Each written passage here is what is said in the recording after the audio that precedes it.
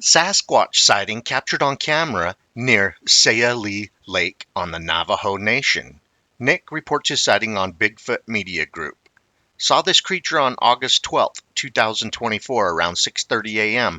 on the Navajo Nation reservation just as the sun was about to rise above the mountains east of Tsalie Lake. I was there fishing and was at a place called the Point on the northeast side of the lake. As I was casting out lures and gazing around the lake and noticed movement on the left side of my peripheral vision, I stood up and noticed something reddish with lots of hair. I dropped my rod and got down on my knees to get pictures and tried to stay as steady as possible because the thing was around 250 yards away. I had to zoom in and took a few pictures. As I was watching, it walked towards the shore of the lake. I thought it was going to go to the lake, but it stopped in the bushes of the sage that are at least 5 feet tall. I was the only one at the lake at the time. I think it might have saw me because where I was clearly visible. Then it turned around and started to head back into the forest. It made no sound, but the way it walked was not like a person. It had big strides, and it seemed like it just took a few steps back into the trees.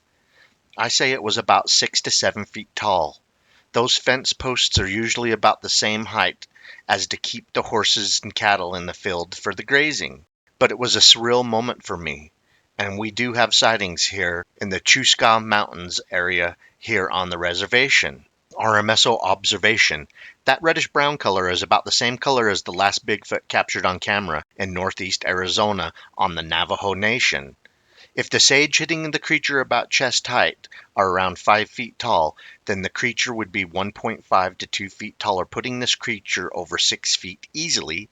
The color of this creature is the same color often described in this part of Arizona, all the way down to the lush forests around the Mogollon Rim, where the people report a creature that can get around 7 feet tall, 400 pounds, reddish-brown, and is often referred to as the Mogollon Monster.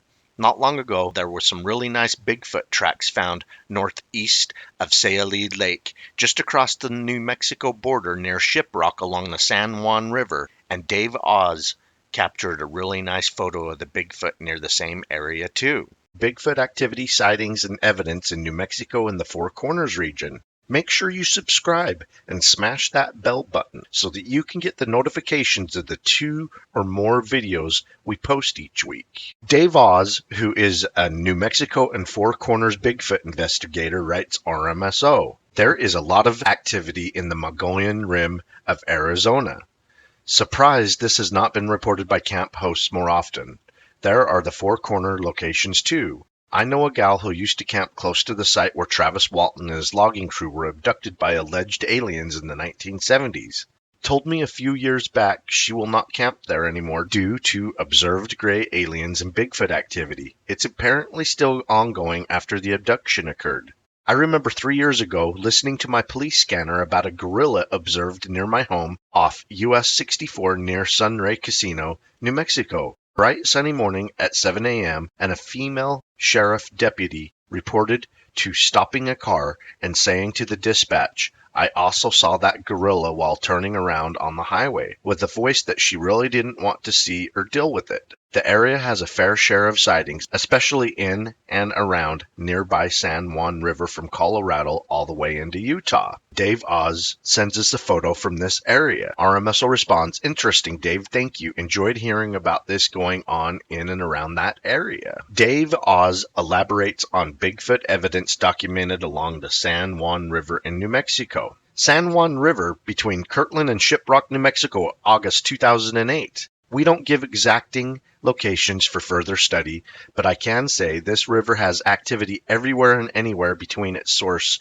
around Wolf Creek past Colorado all the way into Utah area. Between Farmington and downstream from Shiprock appears to be the hottest activity. Basically pick a spot and look around. People will also talk about strange vocalizations, footprints, rocks thrown, tree branch structures, and that's a good place to start as well. RMSO responds, "Look how those toes appear to function almost like fingers. A lot of great information can be derived from this single photo. Thanks, Dave. Great job documenting this." Dave continued, "Thanks a lot, much appreciated. The mud may have held an accurate print. The good thing is there are more out there. This one was the best, others more distorted and misshapen. I was with J.C. Johnson back then looking at a spot where a car had been driven off the road a few months earlier and heavy equipment were pulling it out. We noticed footprints all over the riverbank, also observed where a tribal policeman tried to erase the footprints but didn't get them all. Here's some rock wall art near the area.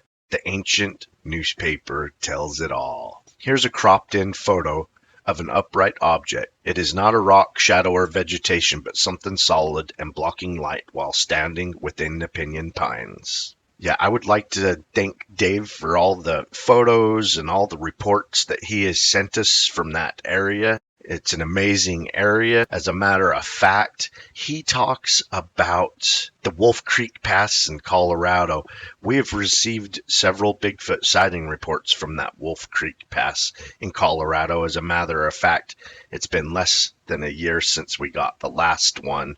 So these Bigfoot do like to follow the rivers and the creeks. There are several reports in Teos County, New Mexico that are on the BFRO website. There's one in July 2009, an 8-foot-plus figure that was photographed peering into a couple's RV near the Red River. There's also, more recent, 2011, there was a couple driving home and they have a nighttime sighting near Tres Piedras. Near the Four Corners region on Navajo tribal lands, this photograph was taken. According to the witness that took the photograph, the Bigfoot isn't very tall, but it appears to be carrying something. The witness believes that it was carrying lumber from a tore-down shed nearby. However, a lot of experts that took a look at this photo very closely believe it is carrying a deer, and the head of the deer is behind the creature with ears and antlers and everything. This Four Corners region is a paranormal hotspot, and it's also a Bigfoot sighting hotspot. We have been on several Bigfoot expeditions into the area, especially along the Mogollon Rim and the border of New Mexico, Arizona, Utah, Colorado, investigating sightings. I hope you guys enjoyed. Keep on watching. We're going to keep on squatching. Make sure you subscribe and click that bell button so you get all the notifications of the 2 to 3 or more videos that we post each week.